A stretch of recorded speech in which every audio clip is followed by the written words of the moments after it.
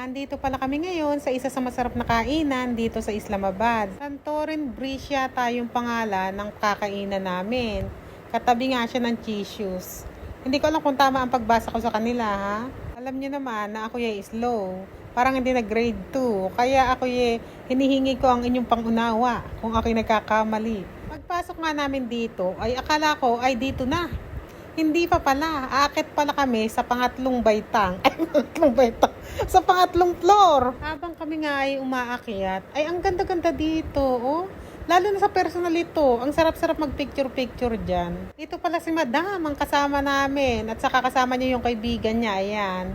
Ililibre nila kami. Alam niyo naman ako, pagka libre, ay mabilis na mabilis ako dyan. Ang cute nga nitong mga parang base na ito ng mga nakasabit, oh. Napakaganda talaga. Andito na pala kami sa third floor at ganyan nga ang itsura ng ceiling nila.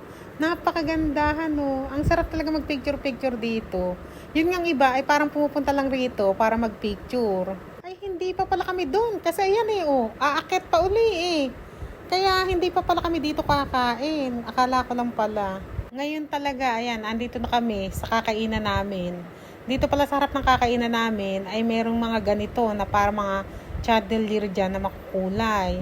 At ayan nga, magpapicture sana kami. Kaya nga lang ay merong mga dalaginding na gusto rin magpapicture. Kaya sabi ko ay mamaya na tayo magpicture-picture. Naupo na pala kami dito sa loob at tumingin na nga kami ng makakain. Ay tinatanong ako ni Madam kung ano ang gusto kong kainin. Eh ang sabi ko naman ay siya na ang bahalang pumili. Total, siya naman magbabayad. May mga platter pala dito at yan nga lang ang o-orderin namin. Yung isa kasi ay seafood. Eh baka mamaya kasi hindi nila masyadong ma-enjoy yung seafood. At hindi nila kilala, lalo na ng bayaw ko at saka ng pamangkin ng asawa ko. Eh mga anak ko rin ay hindi na rin nila masyadong kilala ang seafood. Kaya ang sabi ko ay wag na. Umorder din pala ako nitong fish finger para sa mga bata at saka para sa matanda na rin. Masarap yan. Pag kumakain kami sa labas lagi akong mo-order ng ganyan. Gutom na nga sila dyan kasi hindi sila nag-breakfast. Ako lang nga nag-breakfast. Doon kasi sa hotel na tinuluyan namin ay libre ang breakfast. Ayaw nilang gumising lahat. Kaya ang ginawa ko, ako mag-isa nag-breakfast. O, aday ngayon, gutom kayo. Ay sayang din kasi yun. Kaya ako talagang gumising. Eh sila kasi hirap gumising kasi mag-alas 3 na yata kami na madaling araw nakauwi. Kaya talagang mga antok na antok sila. Eh total naman kako ay may kasamahan naman sila sa kwarto. Bayaw ko ay iniwan ko sila. Ako mag-isa ang nag-breakfast. At ayan, dumating na pala itong platter na in-order namin. Ayan nga ang rice nila ay parang mabibitin kami dyan. Ano? Eh siguro dahil kami nagkakahiya-hiyaan pa. Abi may natira pa yan sa konti ng rice ayan, may natira pa yan. Sa bagay, may roti rin kasi at saka mga meat, diba? Kaya siguro nabusog din talaga sila.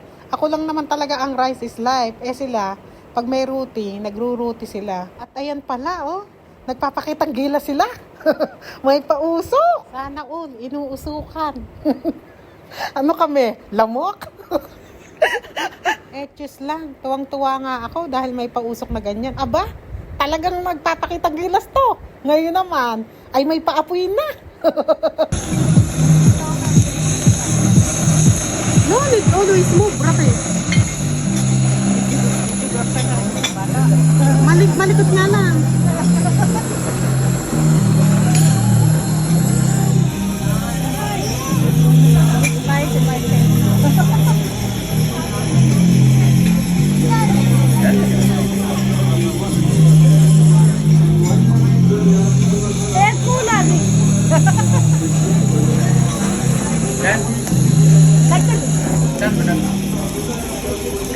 Magbibideo sana ako nang may apoy nakasama yung mukha ko. Eh kaso, sakto-sakto, pinatay niya.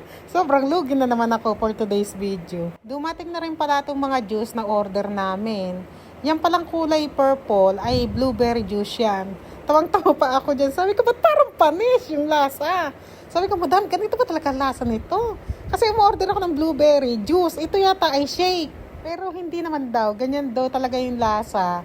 Kasi nilalagyan yata ng yogurt. Kaya siguro parang maasim ka ako. Ayaw kasi inumin ng mga bata. Eh yung sa akin kasi mintang in-order ko. Abe sayang naman kung hindi ko inumin yung mga blueberry na yun. Eh kamahal nun. Ayan, ganyan pala ang itsura ng platter. Ang sasarap ho niyan.